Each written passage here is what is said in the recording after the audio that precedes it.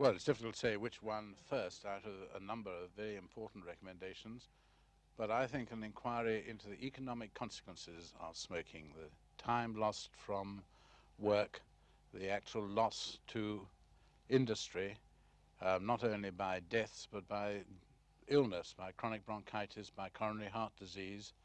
We feel that this, if this were realized in terms of pounds, shillings and pence, then the actual revenue which comes from the sale of cigarettes might fall into line, and we would see that perhaps we would gain in the whole by stopping cigarette smoking rather than losing a great deal of revenue.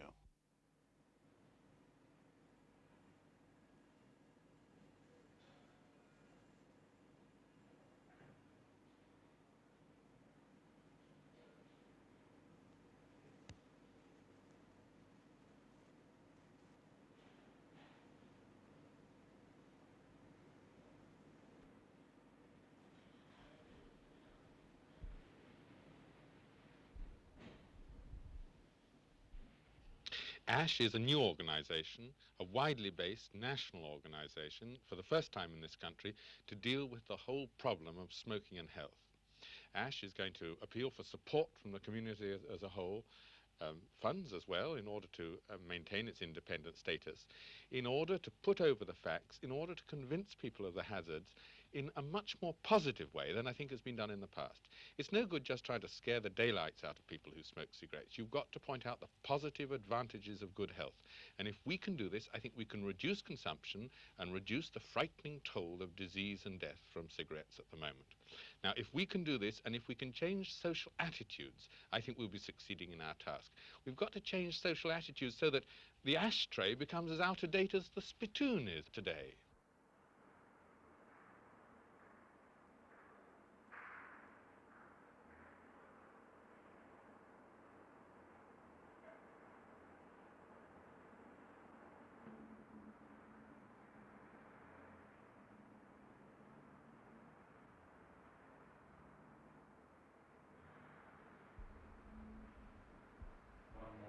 The one who was giving electric shocks, and he had a young girl and an older chap. But really, you know, this isn't really a very good thing to have these guys preaching it as. What we've got to do is really put these facts across in such a way that the public will take notice of them and will say, well, weigh up the facts and say, yes, this could personally happen to me. And then having taking account of it from that point of view, make a decision that they are going to stop smoking. And when they come to the point of making this decision, they will find that giving up smoking is not as hard as they think it's going to be. Hundreds of people who come here have stopped smoking, and a lot of them will tell you that it was much easier than they anticipated. And this is what we want to get across. I think what we've really got to try and get is a desire of people to stop smoking. I think in any clinic, the number of people who give up smoking really depends on the motivation behind people attending the clinic. And just to go into a clinic in the hope that you will become motivated by someone in the clinic is not good enough. But I think if people really want to stop smoking, then clinics can help them. So I think there are two sides to having clinics.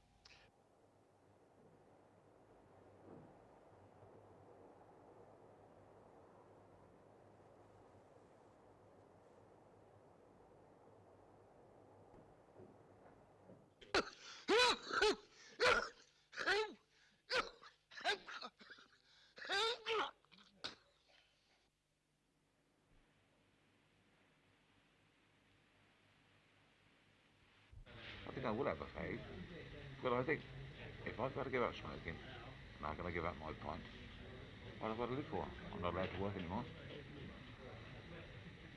So you'd carry on smoking? Definitely.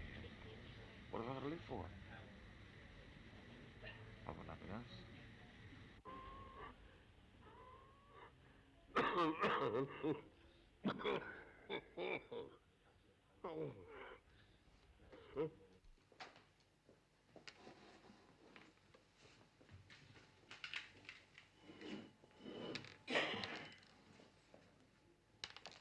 Well, now, the point is they can give it up. They've nearly all of them given it up for a short time. The difficult thing, I was going to say, is to stay off. And this is what so many smokers slip up over. They stop and they think, oh, it's all right. Then somebody offers a cigarette, or they get into a tense situation, and they go back and they're hooked again. And this is the really difficult thing, is to stay off. This is the thing that they've got to concentrate on. And the best thing is to bear in mind what it really means in terms of the risk. There's no cure in the sense of a pill you can take or some specific step you can take, except one quite simple thing, and that is to recognize that the risk to the cigarette smoker is not just something which affects people with weak lungs or people who smoke more than you do yourself. It's a risk which every cigarette smoker runs. And once you've recognized this for yourself, then you've taken the first step towards deciding to stop smoking. The next step is to decide. Individual smoker's decision that he is going to stop, and he will stop, and he can stop. The alternative is, of course, it's a matter of choice. You can say, well, I enjoy my smoking so much that I don't mind risking what will happen. The risk is, of course, not a majority risk. About half of all smokers will get away without any sort of effect on their health. But the other half are taking a real risk of ending up in this sort of state. 15 years of breathless unhappiness, and then ending up in a hospital and unable to work, unable to enjoy life at all. That's the risk they're taking, and the answer is they can avoid it by stopping smoking.